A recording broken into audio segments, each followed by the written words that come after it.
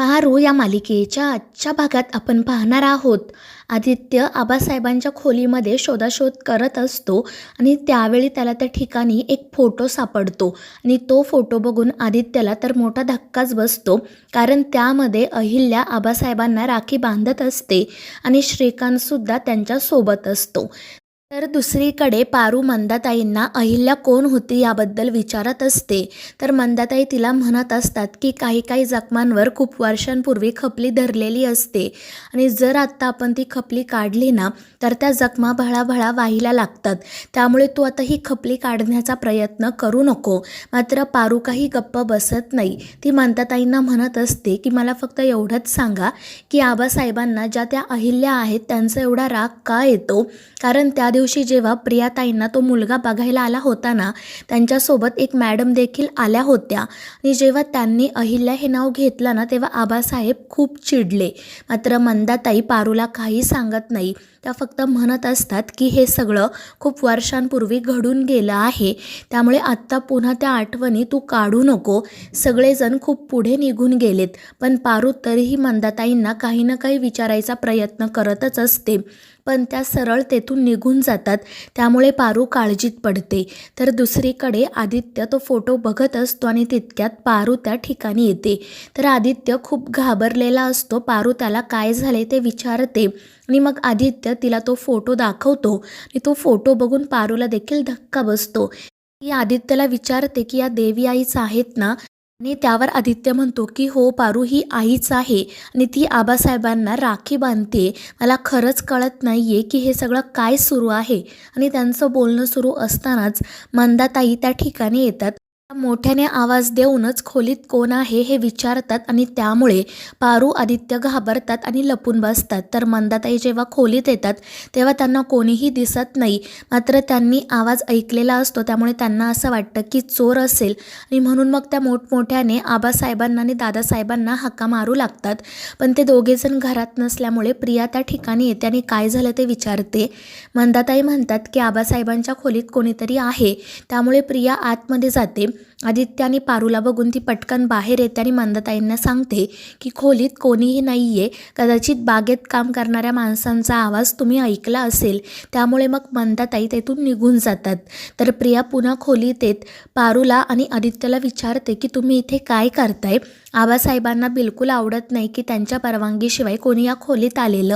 आणि त्यावेळी पारू तो फोटो प्रियाला दाखवते आणि तो फोटो बघून प्रियालासुद्धा मोठा धक्काच बसतो. आदित्य तिला विचारत असतो की प्रिया तुला याबद्दल काही माहिती आहे का. तर प्रिया म्हणते की नाही आदित्य सर, मला याबद्दल काहीच माहिती नाही. तर आदित्य म्हणत असतो की आपल्याला याबद्दल अजून माहिती शोधून काढायलाच हवी. आणि त्यावेळी प्रिया म्हणते की आबांची एक जुनी डायरी आहे. त्यातून आपल्याला नक्कीच यांच्या नात्याबद्दल काहीतरी कळेल. आणि मग ते सगळेजण ती डायरी घेऊन बाहेर येतात. मात्र आबासाहेबांची पर्सनल डायरी वाचायला आदित्य तयार नसतो. पण पारू आणि प्रिया त्याला समजावतात.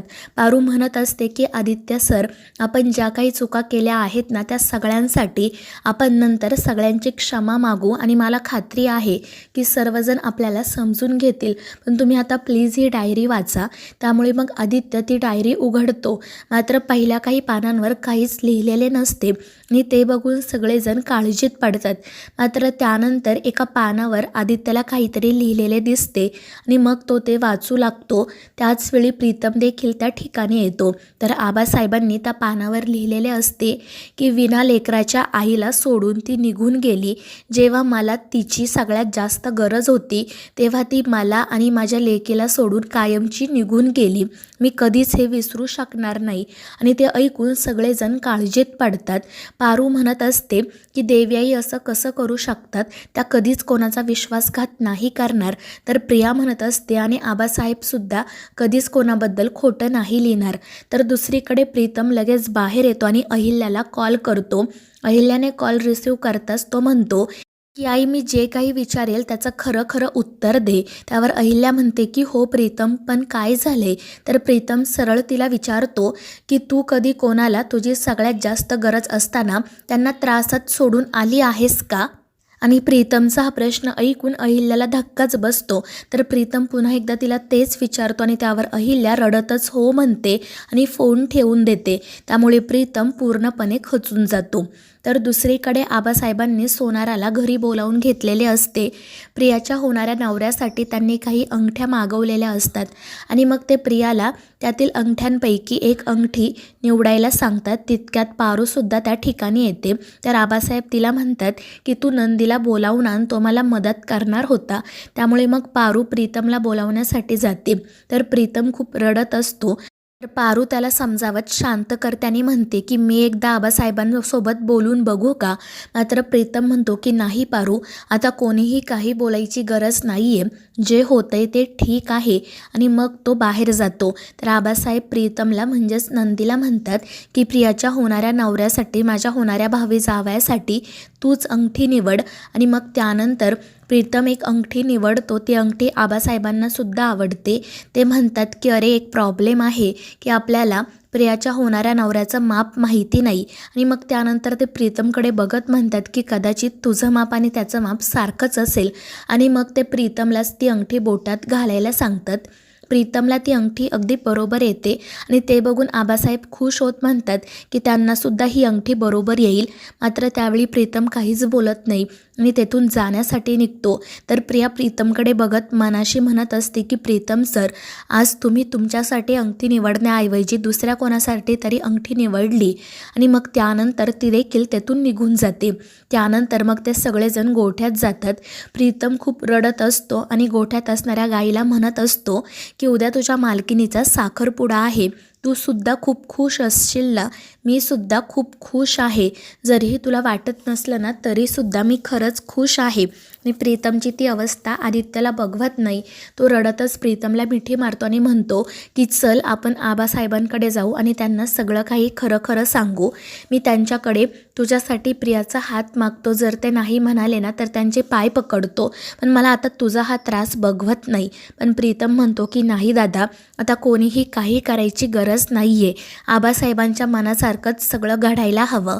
आबासाहेबांनी प्रिया मॅडमसाठी जो मुलगा निवडला आहे ना त्याच्यासोबतच प्रिया मॅडमचं लग्न होईल. आता आपण काही करायचं नाही. आणि ते ऐकून प्रिया खूप चिडते. ती प्रीतमला म्हणते तुम्ही तर म्हणाला होतात ना की तुमच्यासाठी मी काही करेल, मग आता का गप्प बसला आहात. एक गोष्ट लक्षात ठेवा की जर माझं लग्न तुमच्यासोबत झालं नाही ना तर मी दुसऱ्या कोणासोबतही लग्न करणार नाही. पण प्रीतम तिला म्हणतो की प्रिया मॅडम, आबासाहेबांनी तुमच्यासाठी जो मुलगा निवडला आहे तो अगदी योग्य आहे, तुम्ही त्याच्याशीच लग्न करा. आणि ते ऐकून प्रिया रागातच तेथून निघून जाते.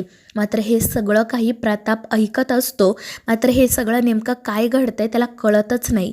तर इकडे पारू आणि आदित्य प्रीतमला कसं समजवायचं, पुढे काय करायचं याचा विचार करत असतात आणि ते सगळं काही प्रताप ऐकत असतो.